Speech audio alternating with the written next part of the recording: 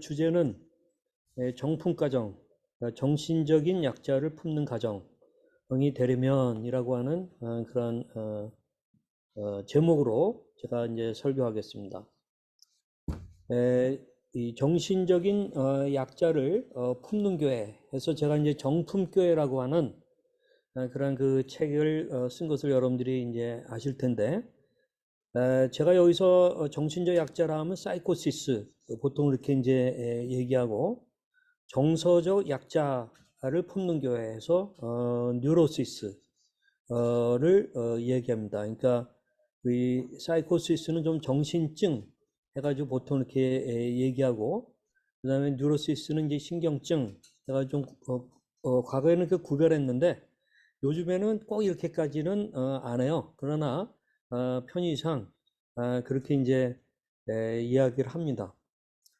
그래서 이제 정품교회는 두 가지입니다. 정신적 약자, 정서적 약자를 품는 교회, 그렇게 이제 얘기하고, 이런 정신적 약자와 정서적 약자를 품는 교회가 이 바른 교회예요.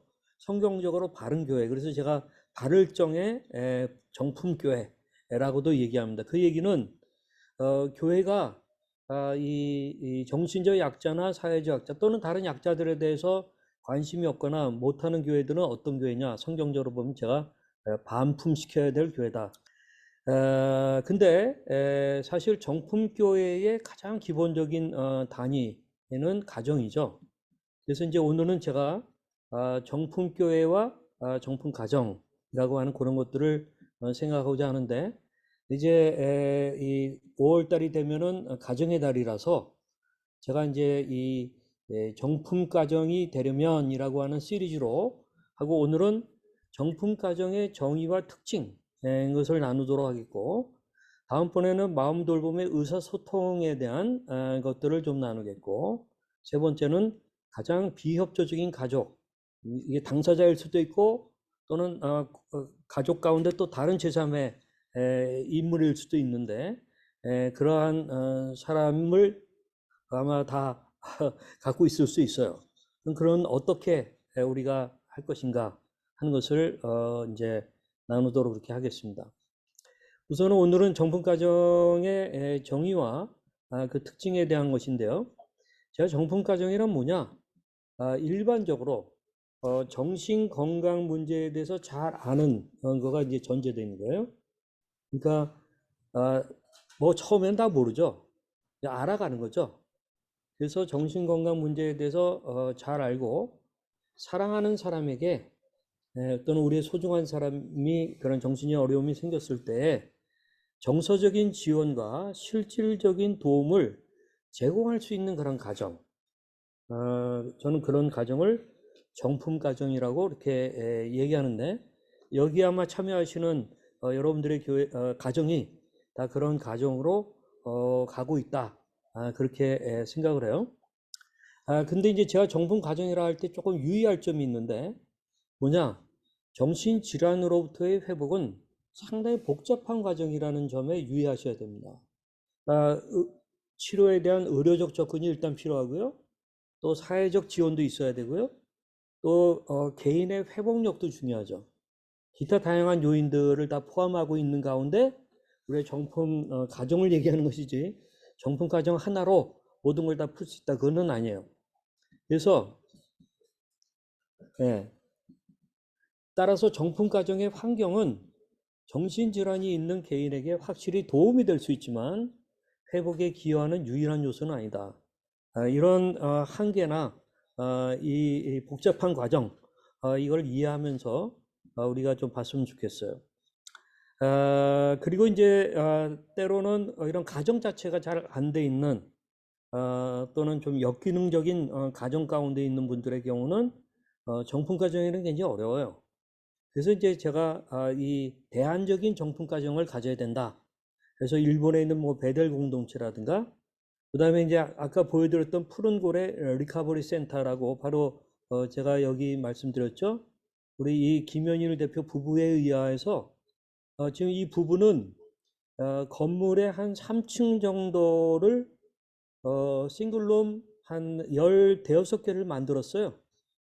그래가지고 자기네들도 거기서 살면서 지금 이제 이 정신적 약자, 정서적 약자를 받아들여서 그들과 같이 공동체 생활을 하고 있어요. 그런 가운데 그들에게 놀라운 변화가 일어나고 있어요. 그래서 제가 이제 우리 이 김영일 대표를 이번 여름 실험에 이제 초청하려고 하는데 여기 지금 70명이 대기하고 있어요.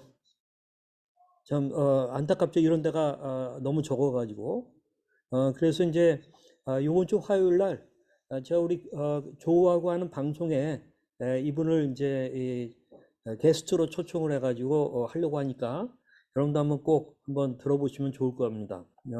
그리고 또 저희가 그 곳에 가서 찍어가지고 또 나중에 계속해서 이제 보여드리고 그렇게 하려고 그러는데 그래서 이런 대안적인 가정을 만드는 것도 굉장히 중요합니다. 자 그러면 정품 가정의 특징이 뭐냐? 라고 얘기한다면 저는 한 3가지 정도를 얘기할 수 있는데요.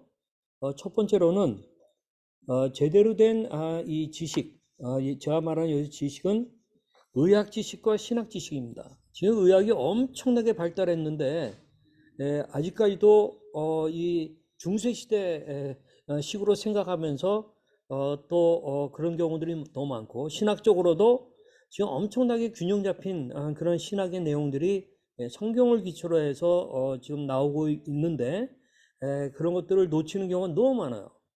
그래서 제대로 된 지식이 있어서 사회적인 스티그마나 셀프 스티그마, 사회에서 있는 어떤 낙인, 근데 그것을 또 자기 자신도 받아들이고 또 자기는 더 심화시켜가지고 더 왜곡시켜서 셀프 스티그마 같은 것들이 많아요.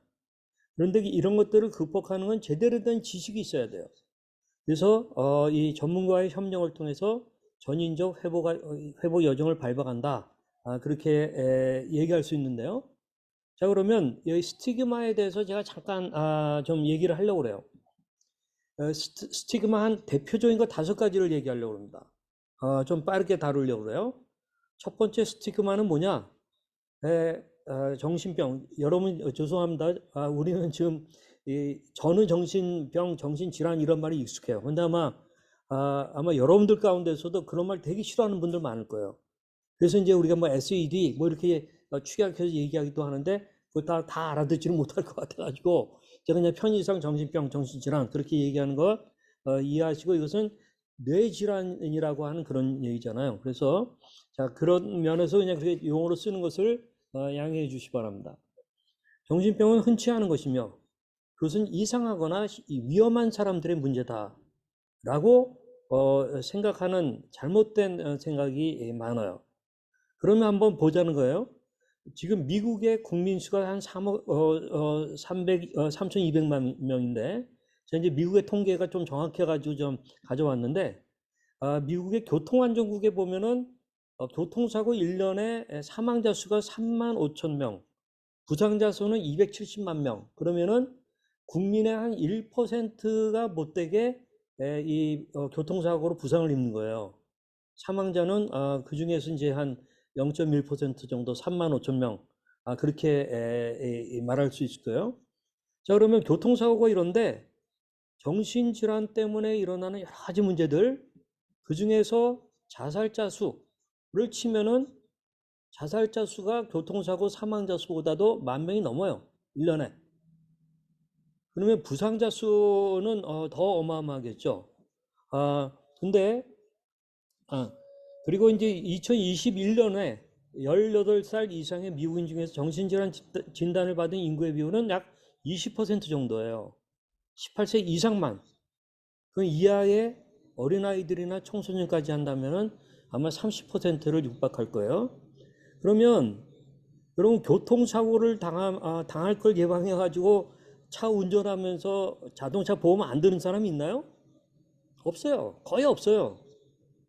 근데 정신질환은 무려 20%, 30%의 사람들이 고통을 받고 있고 병원에 다니고 있고 약을 먹고 있는데 정신병이 흔치 않은 것이라고 얘기한다고요? 말도 안 되는 거죠. 그것은 이상하거나 위험한 사람들의 문제가 아니라 바로 길거리에 다니고 있는 사람들의 문제예요. 그 부분을 우리가 일단 아시는 게 중요하다. 그다음에 정신병 환자 두 번째 스티그마는 뭐냐?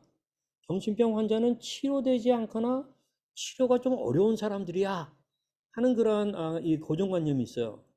정신병 환자들이 치료되지 않거나 치료가 어렵다는 것은 일반화할 수 없는 사실입니다. 정신병은 매우 다양한 형태와 원인이 있으며 각각의 경우에 따라 진단과 치료 방법이 달라집니다. 또한 정신병 환자들도 다른 질병 환자들과 마찬가지로 치료와 관리를 통해서 회복이 가능합니다. 정신건강 전문가들은 환자 개개인의 상황과 증상을 분석하고 그에 맞는 진단과 치료를 제시합니다. 또한 정신병 환자들은 통제 불능에 빠지는 것이 아니고 일상생활에서 활동하고 사회적으로 참여할 수 있는 기회를 다 가지고 있습니다. 이 때문에 이 두 번째 스티그마도 우리가 잘 극복을 해야 됩니다. 그 다음에 세 번째 스티그마는 뭐냐? 스티그마 3. 정신병 환자는 일상생활에서 정상적인 삶을 살 수 없으며 직장인이나 사회에서 차별을 받는다. 정신병 환자들도 일상생활에서 정상적인 삶을 살 수 있다. 다만 그들이 가진 증상에 따라서는 일부 제한이 있을 수 있다. 또 그러나 이는 모든 환자들이 마찬가지이며 다양한 질병이나 장애를 가진 사람들 역시 이와 같은 제한을 경험할 수 있다. 조금 아까까지 이제 말씀드렸고요. 또한 정신병 환자들이 직장이나 사회에서 차별을 받는 것은 매우 안타까운 일이다. 하지만 우리는 이러한 스티그마를 극복하기 위해 더 많은 노력을 기울여야 한다. 우리는 정신질환을 일반적인 질병과 마찬가지로 취급해야 하며 이를 통해 사람들이 더욱 이해하고 편견과 차별을 줄일 수 있다. 그 다음에 나오는 건 제가 생략하겠습니다. 스티그마 4. 정신병 환자는 자신의 문제와 책임을 지지 않으며 가족이나 사회의 도움 없이는 살 수가 없다. 하는 그러한 이 스티그마가 있죠.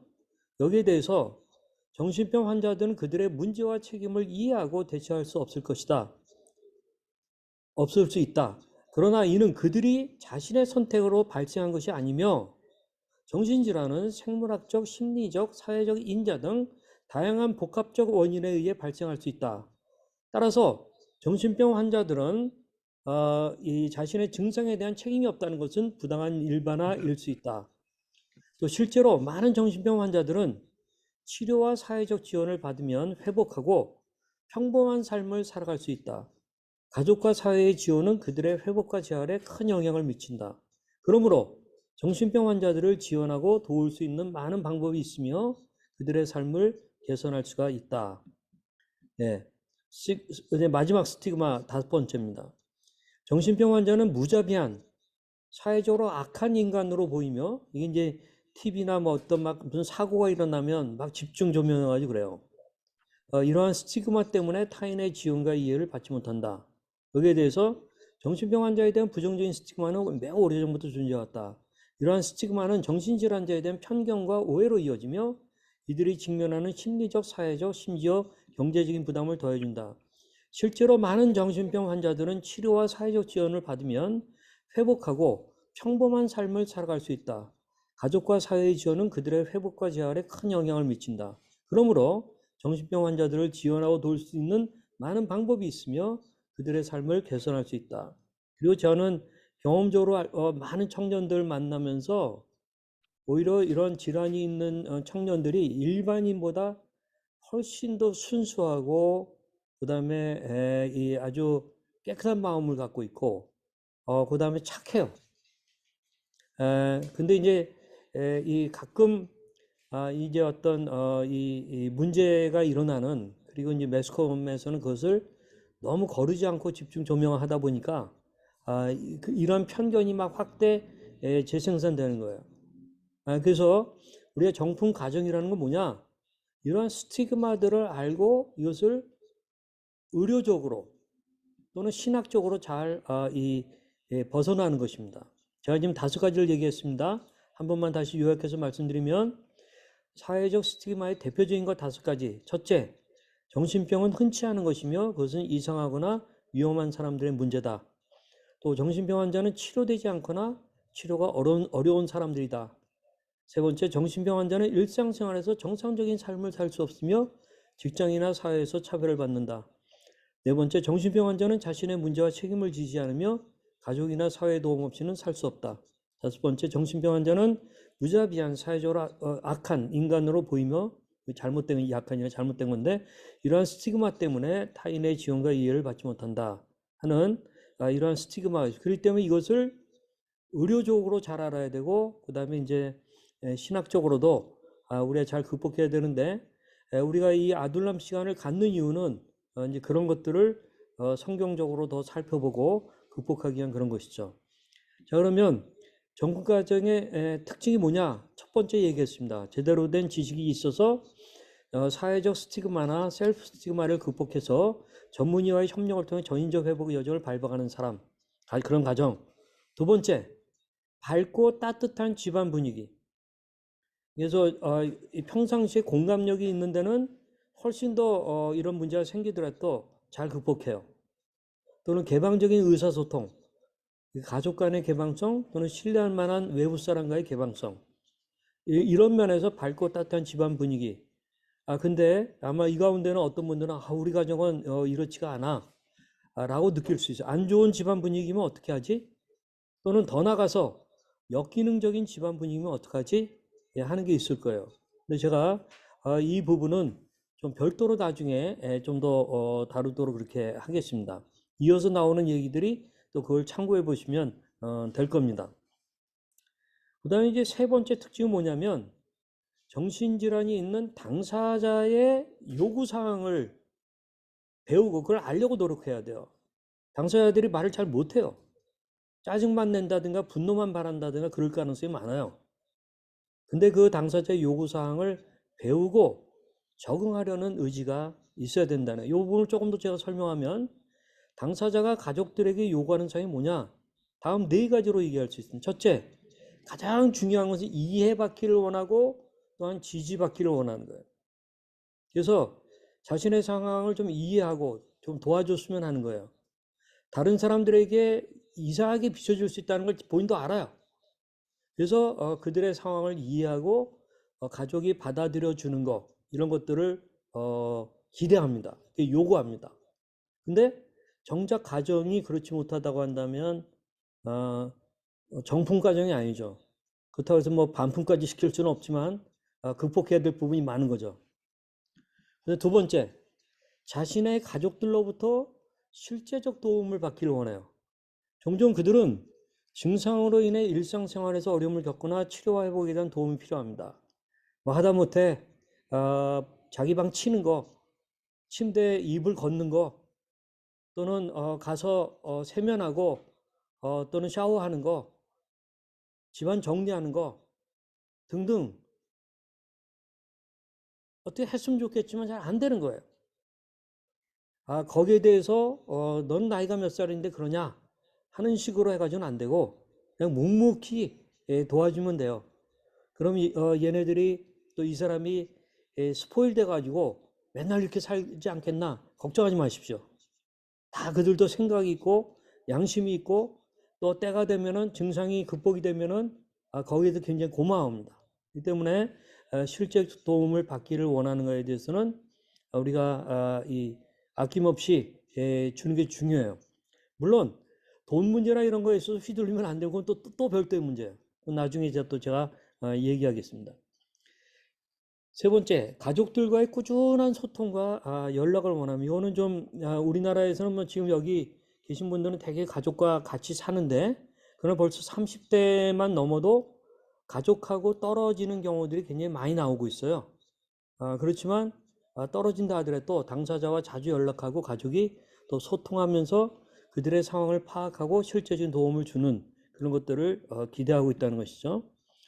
또 이러한 요구사항을 충족시키기 위해서는 가족들은 당사자를 위해 적극적으로 행동하고 진지하게 대면하며 치료 및 지원을 제공하는 전문가들과 반드시 협력해 나가야 됩니다. 그래서 이러한 그 당사자 가족들에게 하는 요구사항을 우리가 알고 돕는 그런 게 필요하다는 것입니다.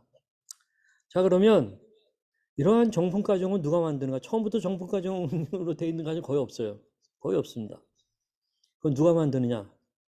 저는 당사자 자신이 먼저 깨어 있으면, 제가 여기 울림자매와 가정 얘기해서 여러분 다 아시잖아요.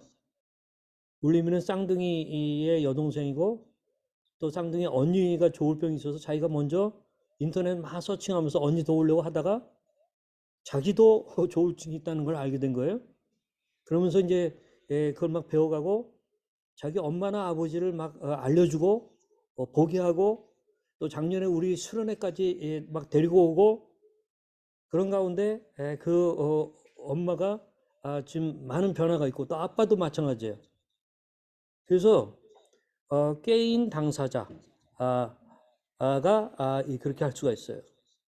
요즘에는 인터넷이나든가 유튜브가 있기 때문에 오히려 당사자 자신들이 더 자기 문제이기 때문에 더 깨일 수가 있다는 것을 우리가 좀 알면 좋겠고 또 그렇게 될 수 있기를 바랍니다. 그 다음에 깨인 가족 중 일원. 가족 전체가 할 수는 없어요. 그러나 가족 중 일원.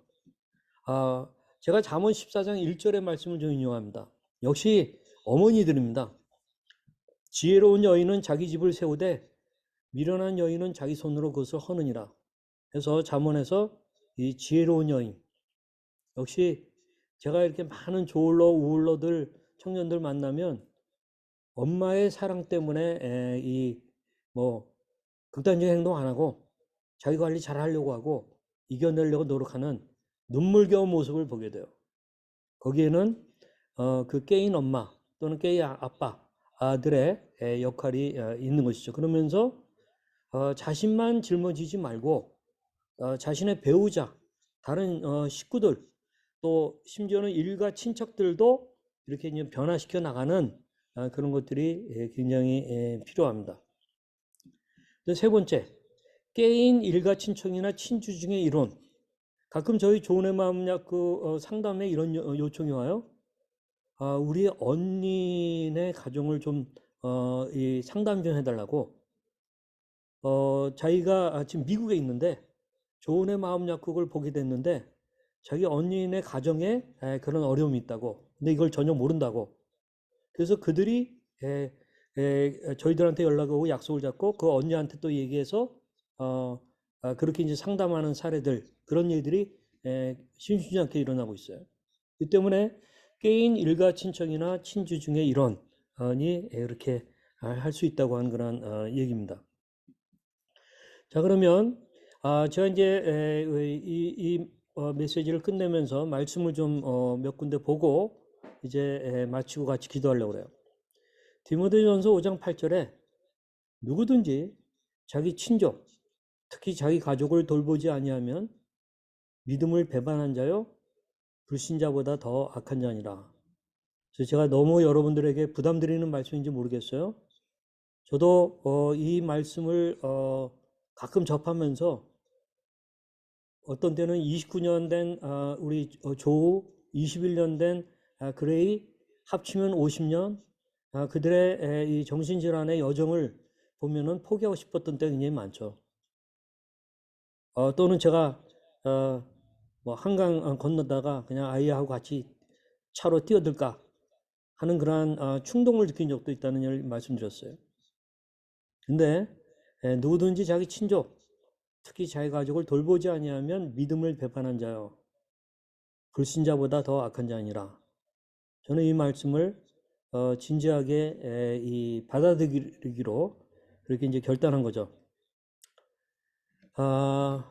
로마서 12장 15절에 즐거워하는 자들과 함께 즐거워하고 우는 자들과 함께 울라. 특별히 우는 자들과 함께 우는 그 일이 우리 가족들 가운데서 먼저 일어나야죠. 예, 우리가 자녀나 상대에 대한 지나친 기대감이 높아가지고 그런 어려운 일이 생겼을 때 처음에는 좀 울지만 그건 자기가 서러워서 우는 경우고요. 그러나 정말 공감하기 위해서 우는 그러한 이 가족들은 드물 수가 있어요. 그러나 우는 자들과 같이 울어주는 그런 것이 정품 가정의 아주 중요한 특징이죠. 마지막으로 데살로니가전서 5장 14절 말씀을 드립니다. 또 형제들아 너희를 권면하노니 게으른 자들을 권계하며 마음이 약한 자들을 격려하고 힘이 없는 자들을 붙들어주며 모든 사람에게 오래 참으라. 바로 이것은 우리들의 가정에서 먼저 적용돼야 될 내용이라고 생각합니다.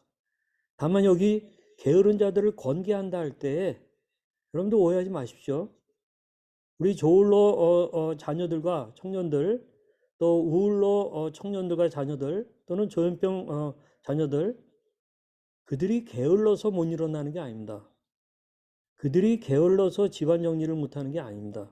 그 때문에 일반적으로 여기서 말하는 게으른 자들을 권계한다, 권고하고 훈계한다는 그거를 우리 아픈 자들에게까지 일반화해서 적용하면 안 됩니다. 그건 다릅니다. 그들은 오히려 마음이 약한 자들일 가능성이 많아요. 그리고 힘이 없는 자들일 가능성이 많아요. 그렇기 때문에 마음이 약한 자들을 격려하고 힘이 없는 자들을 붙들어주고 모든 사람이 오래 참으라 하는 이 말씀을 여러분들이 붙잡고 지금 이 상황에서 우리 정품 가정이 되고자 하는 그런 마음의 결단, 그리고 하나님의 은혜와 도우심을 구하는 그런 일이 있기를 바랍니다. 우리 이 시간에 같이 기도하시도록 하겠습니다.